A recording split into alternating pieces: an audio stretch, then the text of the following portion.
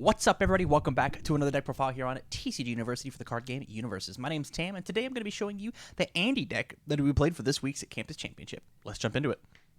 All right, so Andy. Andy is one of the new characters out of the Cowboy Bebop DLC deck loadable content, and I gotta say this cowboy is insane.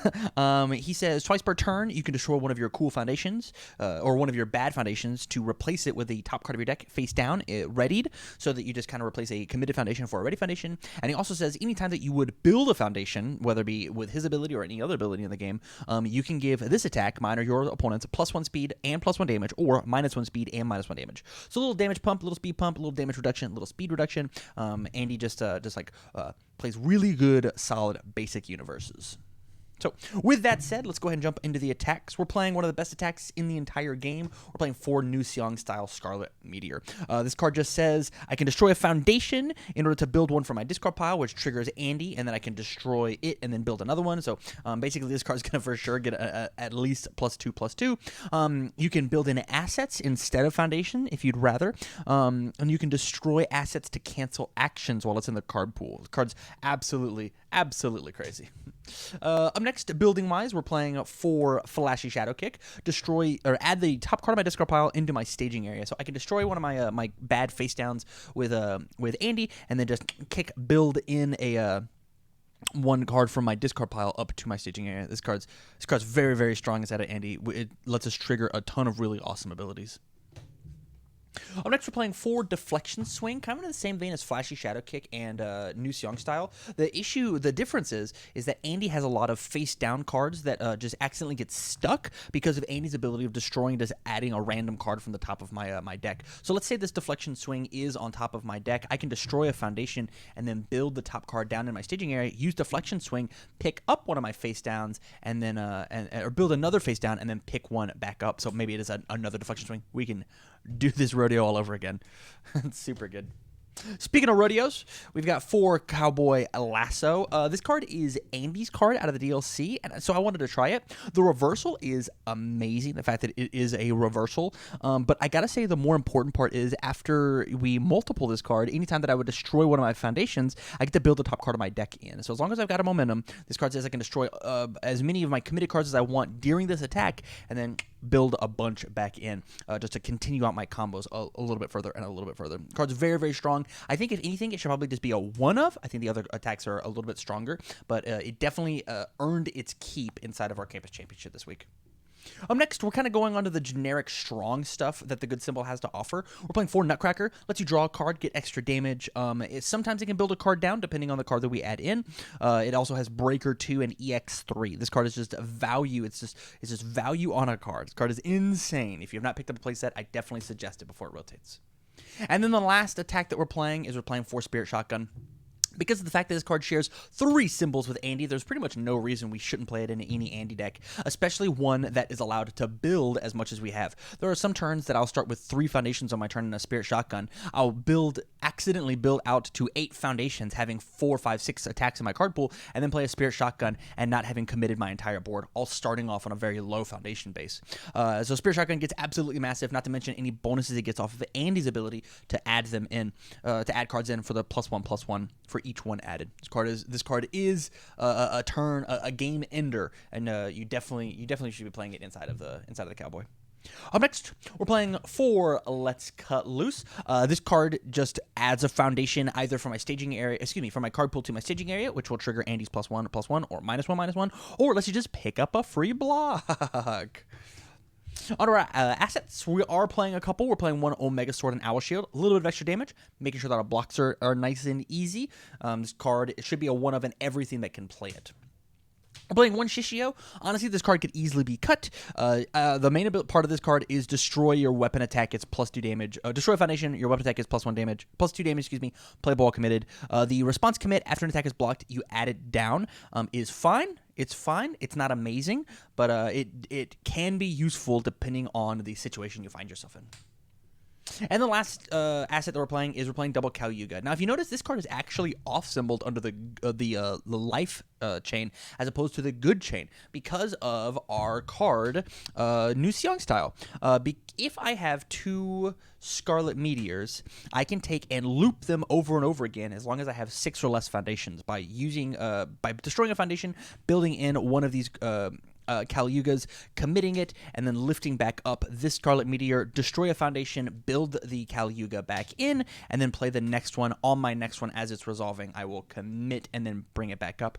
The reason we are playing 2 of it is because I really, really wanted to see this combo. It should probably have just been a 1 of, and the fact that this loop is so potent inside of Andy is he is a 7-hander, and he also destroys to re-ready his foundations. So if you do happen to check a 3 on the loop, it's okay, because you actually checked a 5 because of how Andy works. Combo's a little nutty in him. Onto our foundations, we are playing triple Burning with Revenge. When this card gets added in, or you play it into your card pool from your hand, you can from the card pool, give your attack 2 damage, and then build it in face down and committed. It triggers Andy for another extra +1/+1, so it is +1 speed, +3 damage off of just a free build 1. Seems good. The next aggressive foundation we're playing is double One with Nature. Discard one of these bad cards in my hand to give my attack essentially +2 speed and +1 damage. Card's very, very strong. I'm going to be sad when it rotates. And the last aggressive card that we're playing is 1 Confronting Jeddah. Because of the fact that Andy says +1/+1 or -1/-1 means that I can take and give Confronting Jeddah basically 1 time double the damage given or taken away by Andy. So if your attack is -2/-2 because I've used Andy, I can give it an additional -2. Or I've got +2/+2, I'll give it an additional +2. And this only scales for however many times I can build cards into my staging area. Onto our flow cards, we're playing 3 Sense of Morals. Card doesn't count as progressive, an amazing target to build in with Nutcracker or build down with, Let's Cut Loose. Just an all-around fantastic card, as well as it checks a 4 in order to get certain foundations on top of my discard pile, which is relevant for cards in our deck, as well as trying to find good Nutcracker targets, good Sense of Moral targets to build back in. Speaking of that top of deck, we're playing 3 triple Honky Tonk Woman. Flip, add the top card of my discard pile. If it is a foundation, I can build it into my staging area committed. Triggers Andy, and there's just a ton of really awesome cards that I could be building in, and you will see some of them.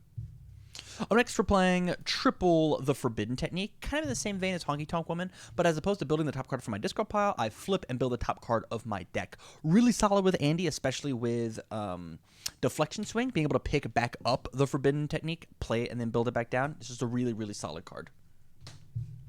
Up next, the best flow card in the deck. Honestly, this card is a little strong inside of Andy. This card just says, after it is destroyed, build the top card of my deck face down. So with Andy, I destroy this 1 card to replace it with 2. So a committed destroy with Andy to build back in. Maybe, I don't know, I built it in committed off of Honky Tonk. So Honky Tonk gives it +1. Shadow the Cowboy gives it an extra +2.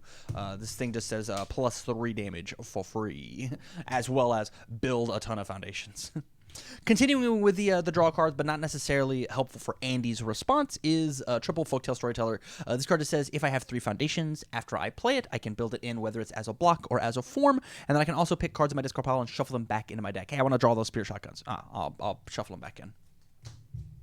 Up next, we're playing double Passing the Torch. Commit draw card is very good, especially with discard running around rampant. This is pretty much the only discard hate that we have, because if my hand is empty, I can commit it and draw 2 cards instead of the normal draw 1.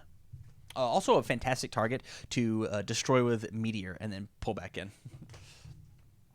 Up next, we're playing 3 Never a Day Without Training. I want to get some of these bad cards into my discard pile, some of these foundations that are useful in my discard pile, and then draw a refreshed card. Plus, we're playing a ton of assets, so just flip draw 1 is actually not bad. As well as it gives me a ton of value out of Andy. I can flip, discard a card, draw a card, and then use Andy just to destroy it and then build a separate one back in. It was already face down, so why not just have a random face down as opposed to one of these Never a Days? Just a little extra value. Just make sure I get the full mileage out of my card. Up next, we have 1 I Have a Sword. Like we said, because Andy's building a bunch of face down, sometimes those cards are useful. After my attack deals damage, I can commit and then add one of those face downs in my hand. From there, Andy, I will destroy this and then build in a re-readied resource.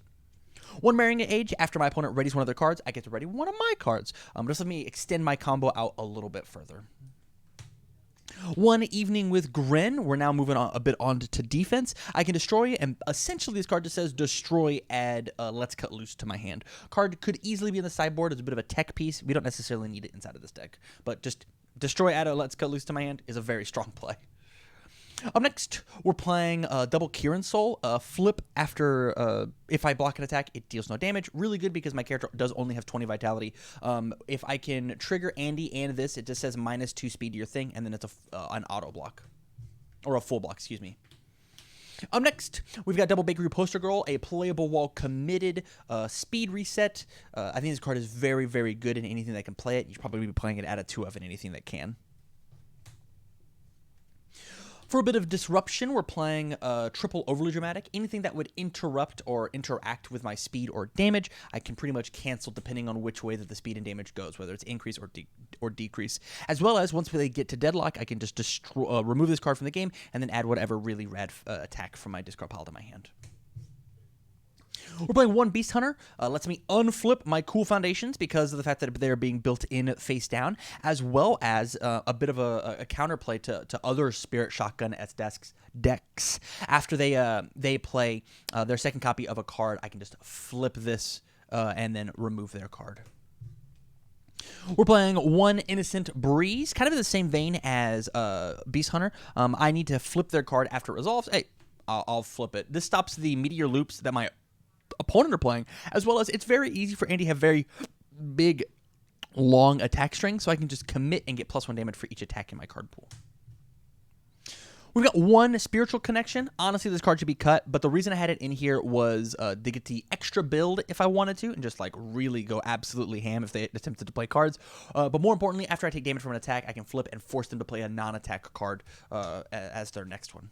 And the last card that we're playing is Double Pursuing a Vendetta. This card says that if any time I would have a card leave my staging area due to my opponent's effect, like a Tagoro Brothers or something, I can flip and then add another card in. Yes, it does trigger Andy in order to get the extra +1/+1. And so there you go. There you have it. We have Andy. If you like this deck, make sure you check out all the matches that Andy played in. You can find them over on youtube.com/TCGUniversity. They'll be in their own separate playlist. If you want to catch these matches live, the best way to do that is by going out to twitch.tv/TCGUniversity. Follow out there, get the live notifications every Tuesday as we go live to film these campus championships. And if you want to, we'd greatly appreciate it if you supported us out on patreon.com/TCGUniversity. Sub out there for at least the $1 level. Get access to a bunch of awesome exclusive content, as well as a Discord where we all hang out and chit-chat about cool card games. So, from all of us here at TCGU, thank you very much for watching the video, and stay tuned.